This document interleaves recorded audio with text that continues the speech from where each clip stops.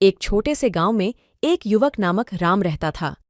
उसकी दिनचर्या में आमतौर पर कोई विशेष घटना नहीं होती थी, परंतु एक दिन उसके जीवन में कुछ ऐसा हुआ जिसने उसके जीवन की दिशा बदल दी। राम अपने गांव के पास एक जंगल में घूमने चला गया। वह अकेले था और जंगल में गहरे अंधकार के कारण डर भी महसूस कर रहा था। समय के साथ जंगल में गहरी चुप्पी थी। बस कुछ पक्षियों की चीखें और अजीब सी आवाजें सुनाई देती थीं। राम को अचानक लगा कि उसका कुछ साया उसके पीछे है। उसने पलट कर देखा, परंतु कुछ नहीं था। वह वापस अपने मार्ग पर चला, परंतु उसकी हर कदम पर वह अजीब सी आवाज सुनाई देने लगी। उसने ध्यान दिया और उसकी हर सांस पर डरावनी संगीनी बज रही थी। थोड़ी देर बाद उसने एक रूखे पेड़ के पास एक गहरी गुफा देखी।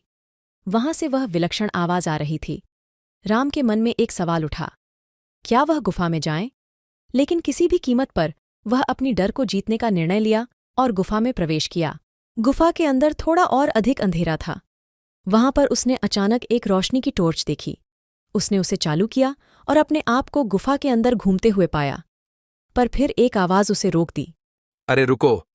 राम का दिल दोबारा से धड़कने लगा। उसने टॉर्च की रोशनी में देखा और वहां एक बुजुर्ग आदमी खड़ा था।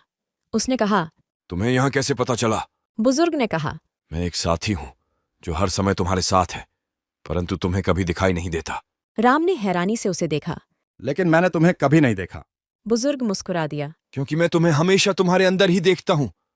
मैं तुम्हारा अंतर्दृष्टि का साथी हूँ जो तुम्हें सहारा देता है जब तुम अकेले हो।